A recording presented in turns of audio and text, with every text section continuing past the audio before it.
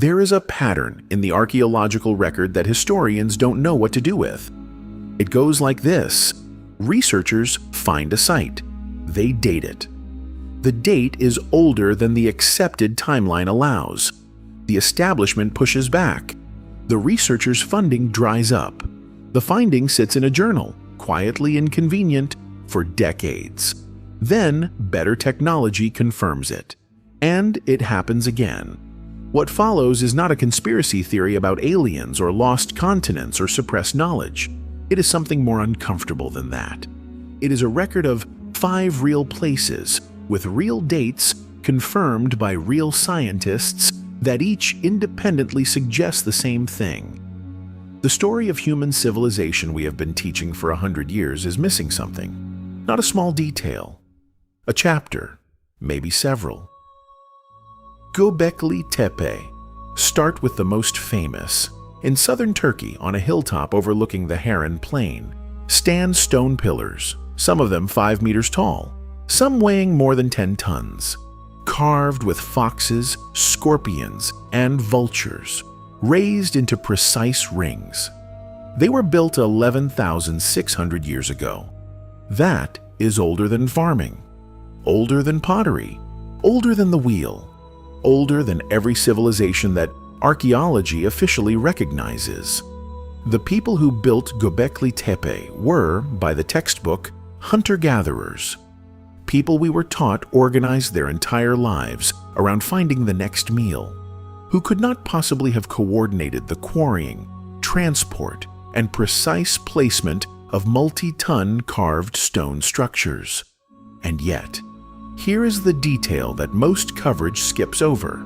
Göbekli Tepe was not alone. Within a short distance, archaeologists have now identified a dozen similar sites across the same region, all raised by the same people, in the same centuries, to the same scale. At one of them, Karahan Tepe, excavators recently uncovered a carved human face embedded in a pillar, one of the oldest portraits of a person ever found. This was not a single temple. It was a civilization of temples, built by people who, according to everything we were taught, shouldn't have had the organizational capacity, the engineering knowledge, or the artistic tradition to do any of it. Where did the skill come from? To carve stone at that precision level is not something a person decides to do one morning. It is taught, refined, and passed through many lifetimes. Someone trained those hands. We have no idea who. Mohenjo-Daro. In the 1920s, workers excavating a low mound in the Indus Valley, in what is now Pakistan, uncovered a city that the entire world had forgotten existed. Mohenjo-Daro, the Mound of the Dead. At its height, it was one of the largest cities on Earth, home to perhaps 40,000 people. Its streets ran in a precise grid. Its bricks were manufactured to a single standardized size across hundreds of miles of territory, as if one planning authority had issued the specification to every construction site simultaneously. Nearly every home had its own well, its own bathing platform, its own drain connecting to a covered sewer system running beneath the streets. Their municipal plumbing was more sophisticated than anything Europe would build for the next 4,000 years. The Indus Valley Civilization, which included Mohenjo-Daro and its sister city Harappa and hundreds of smaller settlements, covered a territory larger than Egypt and Mesopotamia combined. And here is the silence at the center of it. These people left behind thousands of small carved seals, each one marked with rows of neat symbols.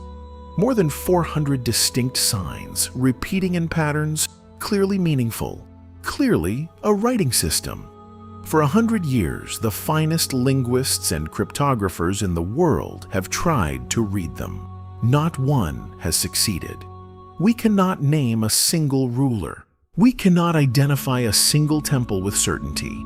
We cannot read one word of what they wrote. A civilization larger than any of its contemporaries has been speaking to us for a century. We have not understood a syllable. Caral, Peru. While Mohenjo-Daro stood at the height of its power on the other side of the planet in a dry coastal valley in Peru, another civilization was doing something that should have been impossible. The city of Caral was built approximately 5,000 years ago, while the pyramids of Egypt were still under construction, while the first cities of Mesopotamia were still finding their form. At Caral's center stood 6 large flat-topped stone pyramids, the largest 18 meters tall, on a base wider than a football field, surrounded by sunken circular plazas designed for what archaeologists believe were public gatherings. This was not a village. Around 30 settlements spread across the Supa Valley, forming a regional civilization of tens of thousands of people. And then comes the detail that breaks every framework we use. These builders had no pottery, none. They built pyramids. They laid out planned plazas. They maintained long-distance trade networks running up and down the Pacific coast. They appear to have kept sophisticated records using knotted cords called quipas, and they never made a clay pot. Every checklist archaeologists use to identify a complex civilization requires pottery. Caral had none of the things on the list except the most demanding one: monumental architecture at a scale that required organized labor, coordinated resource extraction, and sustained social planning across generations. They did it without any of the markers we said you needed first. They built it alone, taught by no one we have identified, owing nothing to any civilization on the other side of the world. The bones in the Yukon. In the late 1970s, a Canadian archaeologist named Jacques Cinq-Mars began excavating 3 small caves in the remote Yukon, in what is now northwestern Canada. He found animal bones, horses, mammoths, and on them he found fine cut marks consistent with stone tools. When the bones were dated, the oldest returned a result of approximately 24,000 years. The established timeline said the first humans reached the Americas no earlier than around 15,000 years ago. The scientific establishment turned on him. His dates were wrong. His samples were contaminated. His cut marks were imagined. His funding dried up.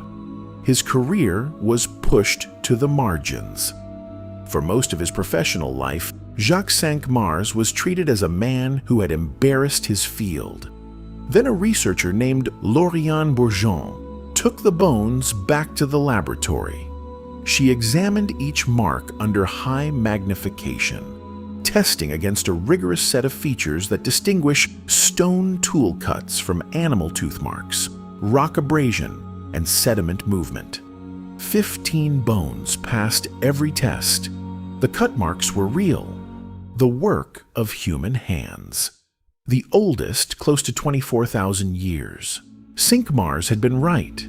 People were in the Americas during the peak of the last ice age, 10,000 years before the timeline allowed.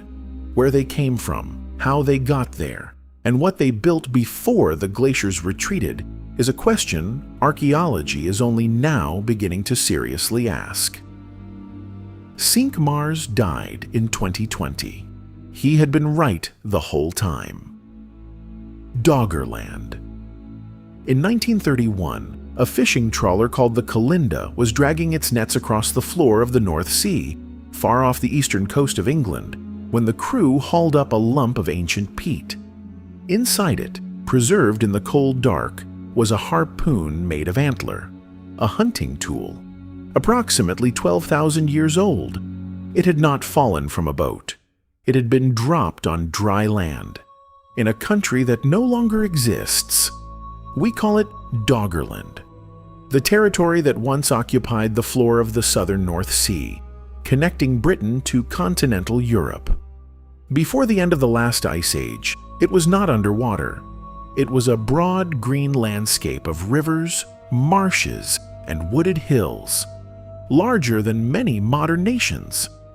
Tens of thousands of people live there, hunting mammoths and reindeer across the seasons, building whatever they built, naming whatever they named. Then the ice melted.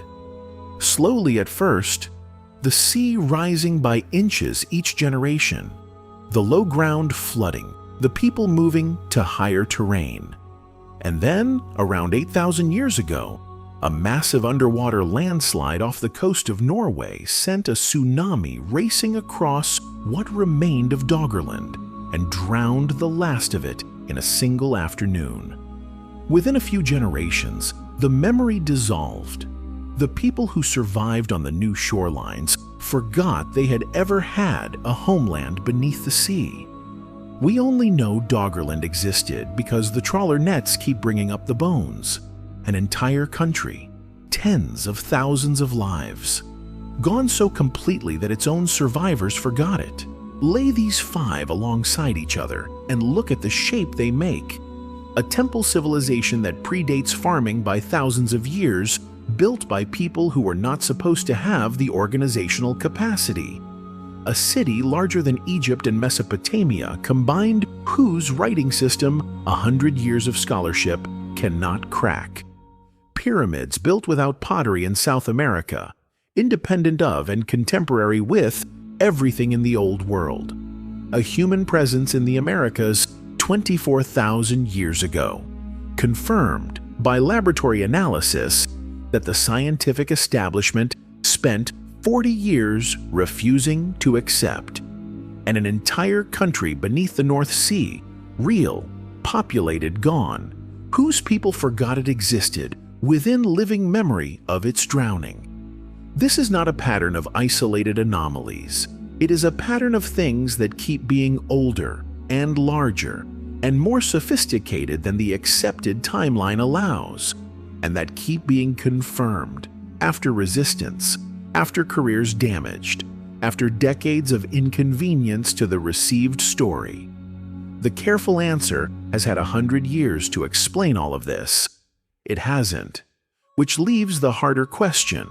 If a whole country can disappear beneath the North Sea so completely that the people who escaped it forgot it existed in 2 generations, what else did the sea take? What else did the ice erase? What else is sitting in a drawer somewhere, dated and filed and quietly inconvenient, waiting for the technology to confirm what someone already knew? We are not asking you to believe anything. We are asking you to notice the pattern.